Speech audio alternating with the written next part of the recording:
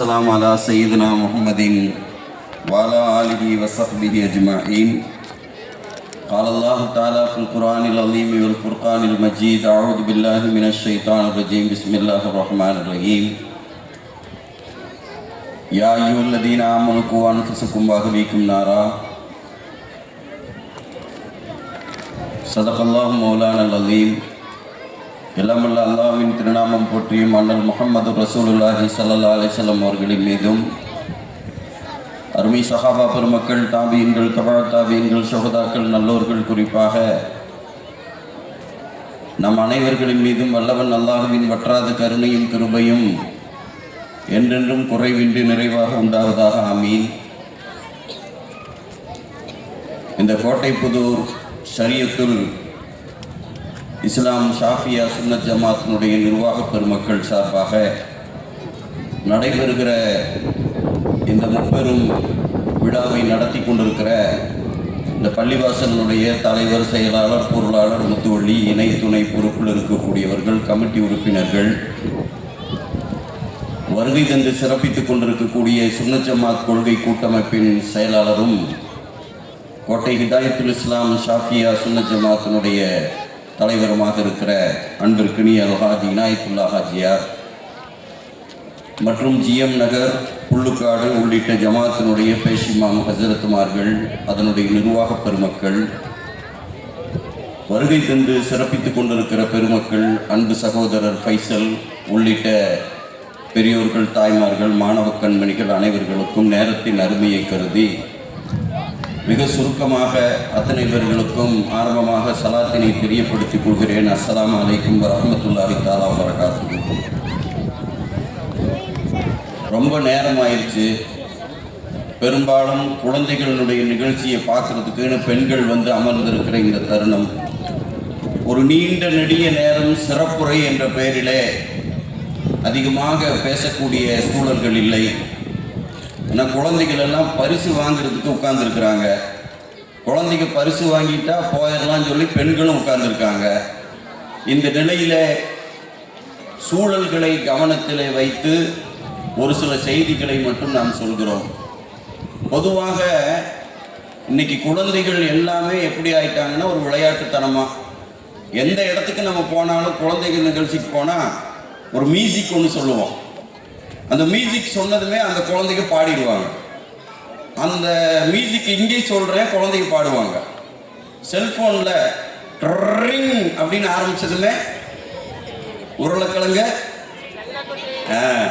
உருளைக்கிழங்கு செல்ல குட்டி எங்கே போச்சு, அடுத்து ஐயா உங்களுக்கு தெரியுமா பாருங்க, ஊரெல்லாம் இந்த பாட்டு தான். உருளைக்கிழங்கு செல்ல குட்டி எங்க போச்சு, கத்திரிக்காய் கூடையில தூங்க போச்சு, அப்புறம் கத்திரிக்காய் எட்டி வதச்சு எப்படி உற்சாகமாயிட்டாங்க. பைசல் பாய், உங்களுக்கெல்லாம் இந்த பாட்டே தெரியாது. நாங்களாம் கோட்டமேட்டில் சின்னதாக இருக்கும்போது இந்த மாதிரி தான் ஒவ்வொன்றுக்கும் ஒரு பாட்டு இருக்கும். மழை வந்ததுன்னா ஒரு பாட்டு இருக்கும். மழை வருது மழை வருது நெல்லு குத்துங்க, 3 படி அரிசி போட்டு முறுக்கு சுடுங்க, தேடி வர்ற மாப்பிள்ளைக்கு எடுத்து வையுங்க, சூடு வைங்க. அப்புறம் அந்த கொலக்கட்டைக்கு ஒரு பாட்டு, கொலக்கட்டை கொலக்கட்டை ஏன் வேகலை, அடுப்பு எரியாததுனால நான் வேகலை, அடுப்பே அடுப்பே, மழை வந்ததுனால உற்சாகம் பொங்கிருச்சு, மழை வந்ததுனால நான் எரியல, மழையே மழையே ஏன் வந்தாய், மாட்டுக்கு புல்லு கொடுக்க நான் வந்தேன், மாடே மாடே ஏன் வந்தாய், குழந்தைக்கு பால் கொடுக்க நான் வந்தேன், குழந்தை குழந்தை ஏன் அழுகிற, எறும்பு கடிச்சதுனால நான் அழுகிற, எறும்பே எறும்பே ஏன் கடிச்ச, என் பொந்துக்குள்ள கைவிட்டா. இதெல்லாம் பாட்டு. இதை விட ஃபேமஸான ஒரு பாட்டு, புரியுதோ புரியலையோ, சர்வதி அஜித் அப்படி பார்க்குறாரு. அபுளுக்கு துபுளுக்கு ஜெல்ஜனி மணிமணி டாம்தோ, இது ஒரு பாட்டு.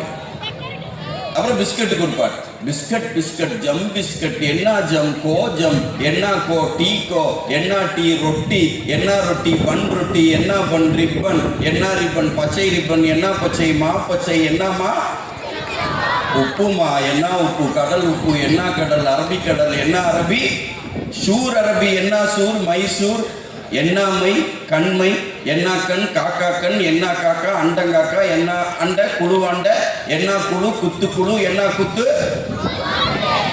இன்னைக்கு இருக்கிற குத்து வேற, அன்னைக்கு இருக்கிற குத்து வேற. நாங்கெல்லாம் கோட்டமேட்டில் இதெல்லாம் படித்தோம். ஏன் இங்கே சொல்கிறேன்னா, இது கோட்டை புதூர்.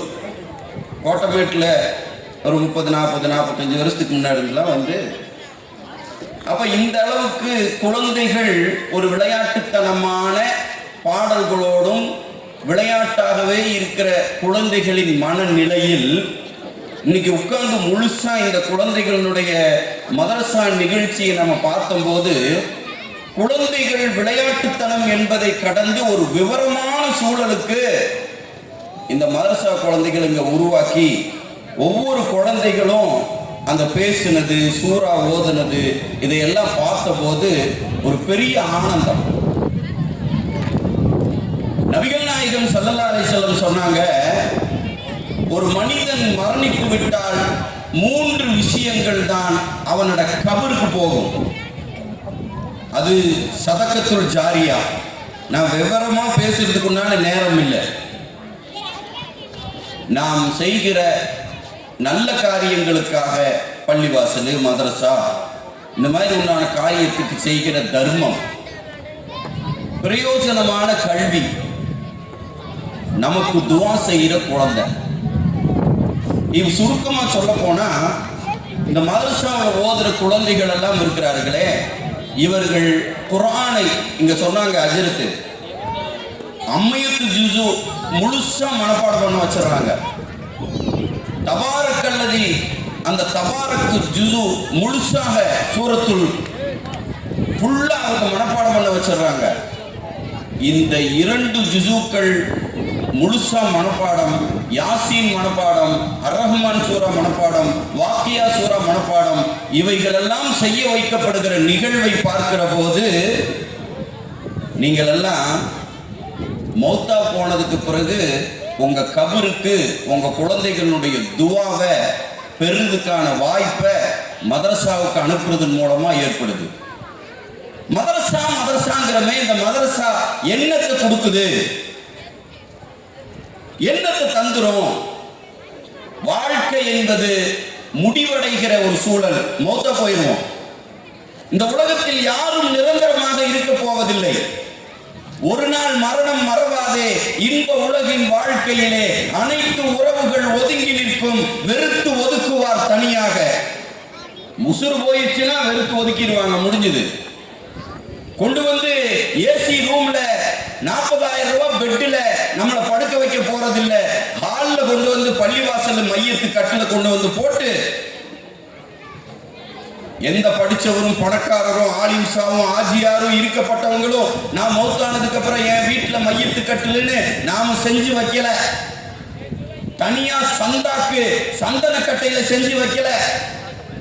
மையத்து கட்டலும் சந்தாக்கும் பள்ளிவாசல்ல இருந்து வரும். கொண்டு வந்து உசுறு போனதுமே ஏசி ரூம்ல இருந்து அப்படி அழகா எடுத்து கொண்டு வந்து மையத்து கட்டில படுக்க வச்சிருவாங்களே. படுக்க வச்சுட்டு சட்டையை நம்ம போட்டிருப்போம், பட்டன் நம்ம போட்டிருப்போம். உசுறு போனதும் என் சட்டையை நான் கழட்ட முடியாது, என் பட்டனை நான் கழட்ட முடியாது. வேற ஒருத்தர் என் பட்டனை கழட்டுவார், என் சட்டையை கழட்டுவார். நீங்க போட்டிருக்கிற சாரிய நீங்க கழட்ட முடியாது, உங்க நைட்டியை நீங்க கழட்ட முடியாது, உங்க ஜாக்கெட்டை நீங்க கழட்ட முடியாது, இன்னொருத்தங்க கழட்டுவாங்க. அப்படி கிடப்போம். கொண்டு வந்து மையத்து கட்டில படுக்க வச்சுட்டு எல்லாரும் வாட்ஸ்அப்ல வந்துடும், இவர் மௌத்து இந்த நேரத்துல இன்னா லில்லாஹி வ இன்னா இலைஹி ராஜிஊன் வந்துடும். எல்லாம் பார்ப்பாங்க. யார் இந்த மையத்து என்பார்கள். விரைவாய் ஓடி வருவார்கள். கூட்டம் கூடியும் என்ன பலன்? உயிரே உனக்கு போன பின்னே, உசுறு போயிருச்சு, கூட்டமா வந்து பார்த்து என்ன பிரயோஜனம்? எல்லாத்தையும் கழட்டிட்டு அப்படியே ஒரு வெள்ளை துணியை பொத்தி ஹால்ல நம்ம வீட்டுல அப்படியே படுக்க வச்சிருப்பாங்களே. கூட்டம் கூடியும் என்ன பலன்? உயிரே உனக்கு போன பின்னே. அணிந்த ஆடையை அகற்றிவிட்டு அழுக்கை நீக்குவார் குளிப்பாட்டி. இதுவரைக்கும் நான் குளிச்சேன், நான் பல்லு தேய்ச்சேன், எல்லாம் நான் செஞ்சேன், கடைசி குளியல் நான் குளிக்க முடியாது. அப்படி குளிக்க வைக்க எல்லாரும் நம்மளை குளிப்பாட்டுவாங்க. அழுக்கை நீக்குவார் குளிப்பாட்டி. குளிப்பாட்டிட்டு அப்படியே அழுதுட்டு நாம் அப்படியே ஜடமா கிடப்போம். சொத்து, சுகம், பதவி, அறிவு, அழகு, ஆனந்தம் ஒண்ணுமே பிரயோஜனம் இல்லை. மதரசாங்கிறது எதுக்கு அப்படிங்கிறதுக்கு நான் சொல்ல வர்றேன். ஆயுள் முடிந்த அடுத்த கணம் ஆரம்பமாகும் சோதனைகள். மலக்குள் மௌத்தி இஸ்ராயில் விரைந்து வருவார் உன்னிடத்தில். பேணி வளர்த்த உனது உடல் உயிரை பிடுங்கி எடுத்ததுமே நாரும் நிலையே உருவாகும். உனது நிலையோ கை சேதம். உசுறு போனதுமே உடம்புல நாத்த வர ஆரம்பிச்சிடும். என்ன ஃபேர் அண்ட் லவ்லி, என்ன அத்தரு, என்ன வாசனை, ஒன்றும் பிரயோஜனம் இல்லை. எல்லாம் வந்துருவாங்க.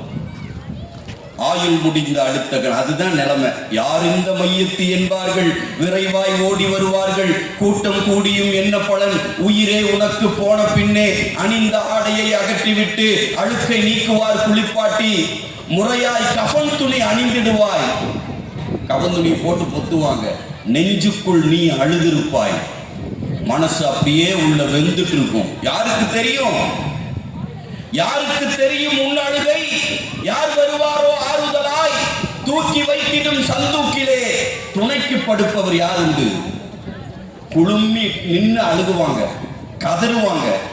சந்தாக்கள் நம்ம கூட படுக்கிறதுக்கு அத்தா வரமாட்டார், அம்மா வரமாட்டாங்க, மனைவி இல்லை, கணவன் இல்லை, பிள்ளை இல்லை, பேத்தி இல்லை, யாரும் இல்லை, நட்பு இல்லை, எதுவுமே இல்லை. தூக்கி வைத்திடும் சந்தூக்கிலே துணையாய் படுப்பவர் யார் உண்டு? அன்னை, தந்தை, மனைவி, மக்கள், உற்றார் உறவுகள் ஒதுங்கி நிற்கும். தன்னந்தனியாய் நீ செல்வாய் தனிமை நிறைந்த கபருக்குள்ளே. அங்க கபருக்குள்ள போறோம். மண்ணுக்குள் உன்னை வைத்த பின்பு பாதி உயிரை உனக்களித்து முன்கர் நக்கீர் வானவர்கள் முறையாய் கேள்வி கேட்ட பின்பு ஆடிய ஆட்டத்தின் பலன்கள் எல்லாம் அங்கு தெரியும். முதலாக இறைவனை மறந்து வாழ்ந்தவர்கள் ஓலமிடுவார் வேதனையில். அந்த கபருல கொண்டு போய் நம்மளை வச்சதுக்கு பிறகு உசுறு கொடுக்கப்படும். அல்ல ஆடாத ஆட்டமெல்லாம் ஆடி பாடும் உலகமுடா, ஆறறிவை உணர்ந்தவனே அறநெறியில் வாழ்ந்தடா. அந்த இடத்துல துவா வரும். நம்ம புள்ள நமக்கு வேண்டி துவா செய்யும் போது அந்த கபூரில் நமக்கு அல்லாஹ்வுடைய அருள் கிடைக்குது. துவா செய்யற குழந்தைய நம்ம உருவாக்கிட்டு போயிட்டா அந்த குழந்தை தொழுதுட்டு குர்ஆன் ஓதிட்டு அல்லாஹ்ட்ட உட்கார்ந்து, யா அல்லாஹ், என் உம்மாக்கு என் வாப்பாக்கு நீ பாவத்தை மன்னிச்சிரு, என் உம்மாட கபூர்ல நீ வேதனை இல்லாம ஆக்கு, என் வாப்பாட கபூர்ல நீ சோதனை இல்லாம ஆக்கு அப்படின்னு துவா செய்கிற குழந்தைய நாம உருவாக்குகிற இடம் இந்த மதரசா. மதரசா அப்போ உலகத்தில் எதை நாம் சேமித்து வைக்கிறோமோ இல்லையோ, நமக்குன்னு நாம மையத்தாய் கபூர்ல கிடக்க போறோம். நிறைய இடத்துல நம்ம சொல்றது, மண்ணுக்கு மேலே நபிகள் நாயகம் ஸல்லல்லாஹு அலைஹி வஸல்லம் 63 ஆண்டுகள் வாழ்ந்தார்கள். மண்ணுக்கு கீழே கபூர்ல அவர்கள் 1500 வருஷம் இருக்காங்க. ஃபாத்திமா நாயகம் 28 வயது வாழ்ந்தார்கள். அவர்கள் மண்ணுக்கு கீழே 1500 ஆண்டுகள் வாழ்கிறார்கள். நாம உலகத்துல எத்தனை வருஷம் இருப்போம்? 100 வருஷத்துக்கு முன்னாடி நாம இல்ல, இனி 100 வருஷம் கழிச்சு நாம எல்லாரும் கபூர்ல, அந்த கபூர்ல தான் நாம போக போறோம். அந்த கபூர் குழிக்குள்ள இருக்கும்போது நமக்குன்னு துவா செய்யற குழந்தை, குர்ஆன் ஓதிய குழந்தை, மதரசாவுக்கு போன குழந்தை, தொழுகையாளியா இருக்கிற குழந்தை, அப்படிப்பட்ட குழந்தையை நாம் உருவாக்குகிற மதரசாக்கள் ரொம்ப ரொம்ப முக்கியமானது. அதனாலதான் தாய்மார்களே, உங்களின் இறுதி மூச்சு நின்றதற்கு பிறகு உங்களுக்காக, பெற்றோருக்காக துவா செய்கிற குழந்தையை உருவாக்குகிற ஒரு இடம்தான் இந்த மதரசா. அந்த குழந்தைகளுடைய நிகழ்வுகள் என்பதையெல்லாம் கவனத்தில் கொண்டு நிறைய பேசணும், நிறைய சொல்லணும் என்று இருந்தாலும் கூட நேரத்தின் அருமையை கருதி 2 செய்தியை மட்டும் நான் சொல்லிட்டு முடிச்சிடறேன். ஏன் பிள்ளைகளுக்கு நாம கல்வி கொடுக்கணும்? மதரசாவுக்கு அனுப்புறதுல அல்லாஹ் ஈமான் வச்சிருக்காங்க. இன்னைக்கு ஆம்பளை பையன்களை போதையிலிருந்து காப்பாற்றணும், பொம்பளை பிள்ளைகளை காதல்ல இருந்து காப்பாற்றணும். இன்னைக்கு சூழ்நிலை அப்படித்தான். எங்க எந்த புத்துல எப்படி வருதுன்னே தெரியல. ஆனா மதரசா, பள்ளி தொடர்பு இது ஆம்பளை மக்களுக்கு உருவாக்கி வச்சிட்டோம்னா அவன் போதைக்கு அடிமையாக மாட்டான், ஊசிக்கு அடிமையாக மாட்டான், கெட்ட நட்புகளுக்கு அவன் அடிமையாக மாட்டான், குடும்பத்துல நிம்மதியாயிரும். அப்ப மதரசாவோடு பள்ளியோடு ஒரு தொடர்பிலேயே அந்த மக்களை வச்சு கொடுக்கணும். நான் ஜமாத்துகளுக்கு சொல்வது, மதரசா உஸ்தாதுகளுக்கு சொல்றது, சனது கொடுத்ததோட பையனை வெளியே விட்டுறாதீங்க, அந்த பையனோடு தொடர்பிலேயே இருங்க.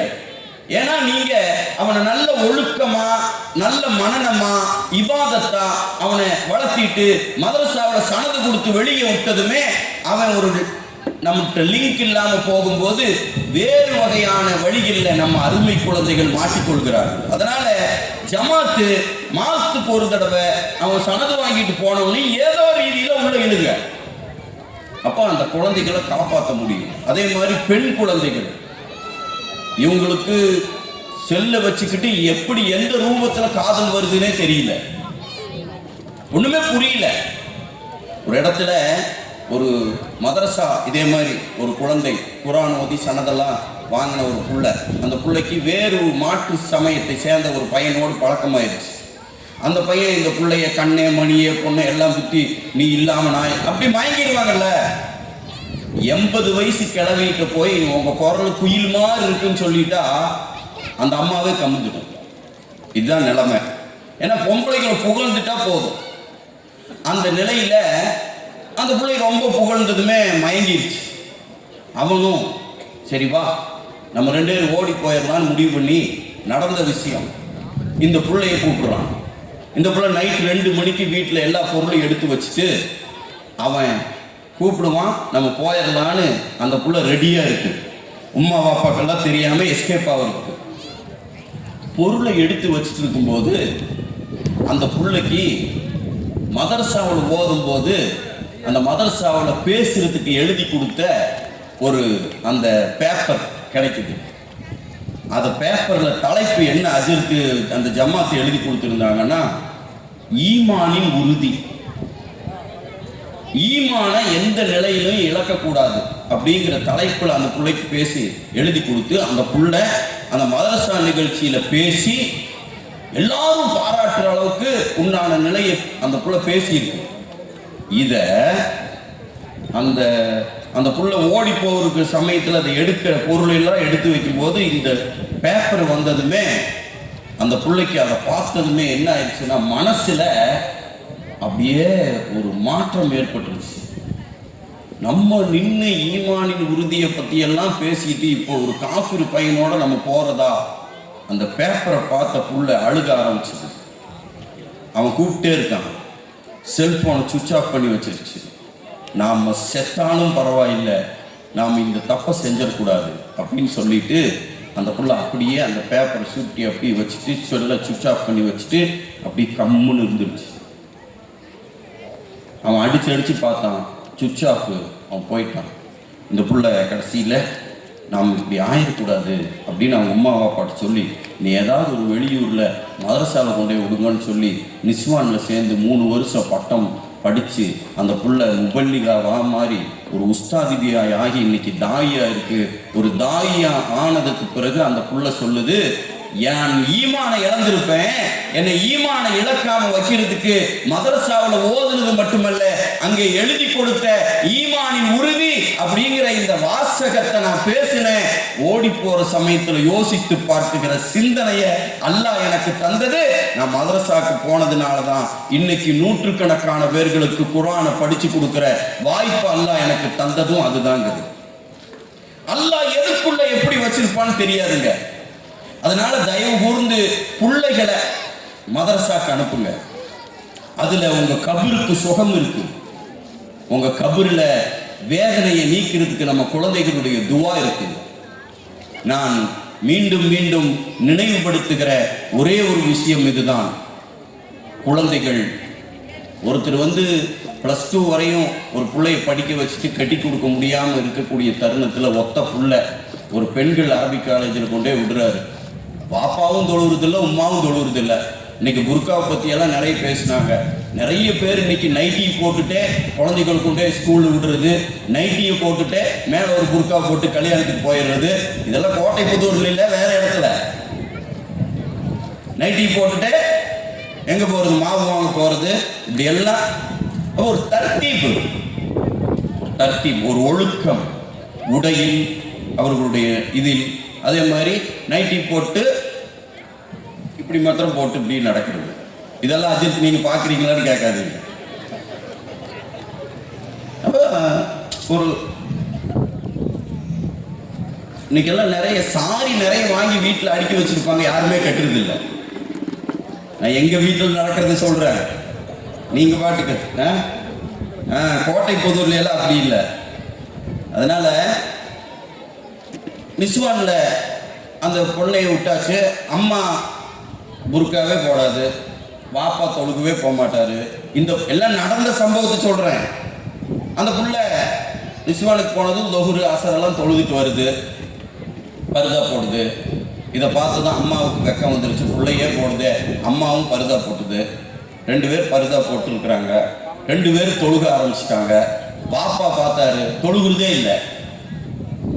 ஆனால் ஒரு நாள் தஹஜ்ஜுல இந்த புள்ள, யாரெல்லாம் என் உம்மாவையும் என்னையும் தொழுகையாளி ஆக்கிட்டேன், என் பாப்பாவை தொழுகையாளி ஆக்குன்னு தஹஜ்ஜுல துவா செய்து அழுதுட்டு, இதை யதார்த்தமா இவங்க பாப்பா கேட்டுடுறாரு. மனசு என்ன ஆகும்? தஹஜ்ஜுல சஜ்தாவில் கடந்து என் புள்ள என்னை தொழுகையாளி ஆக்கணும்னு துவா கேட்கறத கேட்டா என்ன ஆகும்? எல்லா வாப்பாவோட மனசும் அப்படியே உருகிருமல்ல. எல்லா வாப்பாக்குமே அத்தாவுக்குமே பொம்பளை புள்ள மேலதான் ரொம்ப பிரியம் இருக்கும், உம்மாவுக்கு பையன் மேல பிரியம் இருக்கும். இது இயற்கையான. புள்ள சஜிதாவில் கடந்து என் வாப்பாவை தொழுகையாளியாக்குன்னு கேட்டா இவர் மனசு உடஞ்சிட்டாரு. அன்னைக்கே அப்பவே தொழுகைக்கு போயிட்டார். தொழுகைக்கு போய் 3 பேர் 3 வருஷம் அந்த புள்ள ஓதி முடிச்சு சனது கொடுக்க அவங்க வாப்பாவை கூப்பிட்டா நல்ல தொப்பி தாடி இதெல்லாம் வச்சுட்டு நான் எப்படி இருந்தேன்னு தெரியுமா, பள்ளினா என்னன்னே தெரியாது. ஒரு நாள் என் புள்ள தஹஜ்ஜுல தொழுதுட்டு துவா கேட்டதை பார்த்து மனசு மாதிரி தொழுகைக்கு போனேன். அதுக்கு பிறகு நான் ஹஜ்ஜுக்கு போனேன். என் குடும்பமே ஹஜ்ஜு உம்ரா எல்லாம் செஞ்சு இன்னைக்கு இபாதத்தில் நாங்கள் நிற்பதற்கு என் ஒரு பிள்ளைக்கு நான் மதரசாவில் இல்மு கொடுக்கறதுக்கு கொண்டே விட்டதுதான் காரணம். என் குடும்பமே இன்னைக்கு தீனில் இருக்கிறது என்று சொல்கிறார். அதனால பொம்பளை பிள்ளைகளுக்கு தீனு கொடுங்க, வீட்டில் தொழுகையை உருவாக்குங்க. நீங்க அப்படியெல்லாம் செஞ்சு ஒரு சூழலை உருவாக்கினால் நிச்சயமாக அந்த குடும்பத்தில் சொர்க்கத்திற்கான குடும்பமாக மாறும். யா அய்யுஹல்லதீன ஆமனு கூ அன்ஃபுஸக்கும் வஅஹ்லீக்கும் நாரா, ஓ ஈமான் கொண்டவர்களே, உங்களையும் உங்கள் குடும்பத்தையும் நரக நெருப்பிலிருந்து பாதுகாத்துக் கொள்ளுங்கள் என்று அல்லாஹ் சொல்லுகிறான். நரக நெருப்பிலிருந்து நம்ம குடும்பத்தை பாதுகாக்கிறதுக்கான முதல் வாசல் படி குர்ஆன் மதரசாக்கள். அந்த மதரசாக்கள் ஒழுக்கத்தை சொல்லிக் கொடுக்கிறது, தர்பியத்தை சொல்லிக் கொடுக்கிறது, அஹ்லாக் என்கின்ற நற்குணங்களை சொல்லிக் கொடுக்கிறது. எல்லாவற்றுக்கும் மேலாக இம்மையில் மட்டுமல்ல மறுமை, கபரு, மஹ்ஷர் எல்லாவற்றிலும் நமக்கு ஈடேற்றத்தை பெற்று தருகிற உன்னதமான அல்லாஹ், ரசூல், அவுலியாக்கள், இமாம்கள், நல்லோர்கள், நாதாக்களுடைய வழிமுறைகளை நமக்கு சொல்லித் தருகிறது என்கின்ற விஷயத்தை உன்னதமாக நாம் கவனத்தில் கொண்டு இந்த மதரசாக்களுக்கு நாம் ஊக்கமளிக்க வேண்டும். குழந்தைகளை அதிகமாக அனுப்பி வைக்கணும். இன்ஷா அல்லாஹ் அனுப்பி வைக்கலாமா? எல்லா பெண்களும் அனுப்பி வைங்க. அல்லாஹ் ஈமானோடு இஸ்லாத்தோடு 5 நேர தொழுகையோடு இருக்கிறதற்கான வாய்ப்புகளை அல்லாஹ் ஏற்படுத்தி தருவானாக என்று துவா செய்தவனாக. ஃபைசல் பாய் ஒரு பாட்டு பாடுங்க. ரொம்ப நேரம் அவர் என்னமோ நம்மளை எஸ்பி பாலசுப்ரமணியன் நடத்திட்டார் போல. இறுதியாக ஒரு 2 வார்த்தை மட்டும் பாடல்களை பாடி முடித்துக் கொள்கிறேன். இது நபிகள் நாயகம் ஸல்லல்லாஹு அலைஹி வஸல்லம் அவர்களுடைய பிறந்த மீலாது நபி. ரசூலின் முஹப்பத் நமக்கு தேவை. அந்த முஹப்பத்தை முன்னிறுத்தி ஒரே ஒரு பாடல். எத்தனை எத்தனை ஆசைகள் என் நெஞ்சில், இத்தனை மீதினிலே முத்து ரசூல் ஷரீஃபினை என் கண்ணில் கண்டு தரிசிக்கவே எத்தனை எத்தனை ஆசைகள் என் நெஞ்சில் இத்தனை மீதினிலே முத்து ரசூல் புண்ணிய ரௌலா ஷரீஃபினை என் கண்ணில் கண்டு தரிசிக்கவே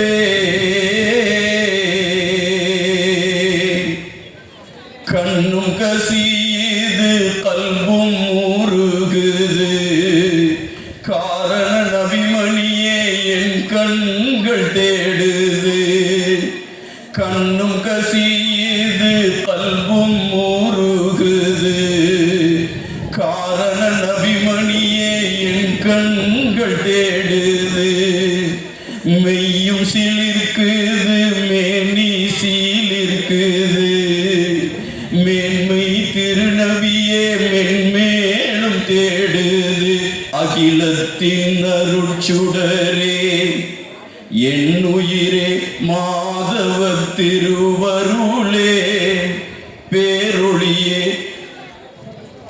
மனமது தினமது தேடுது வாடுது மண் மீதிலே என் கபருக்குள்ளும் உங்கள் முகம் காணணுமே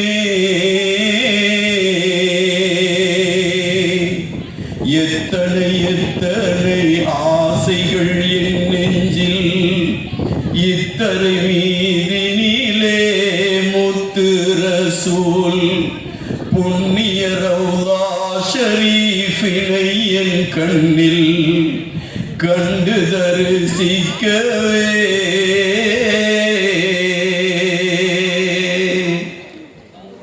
நம் அத்தனை பேர்களுக்கும் அல்லாஹ் ஹஜ்ஜி செய்கிற நசீபை தருவானாக, உம்ரா செய்கிற நசீபை தருவானாக.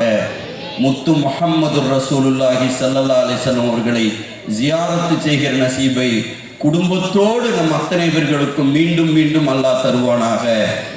எனக்கு வாய்ப்பளித்து சிறப்பித்த இந்த ஜமாத்து நிர்வாக பெருமக்கள், பேஷிமாம் உள்ளிட்ட அத்தனை பேர்களுக்கும் நெஞ்சார்ந்த நன்றியை தெரியப்படுத்தி கொண்டு முடிக்கிறேன். அஸ்ஸலாமு அலைக்கும்.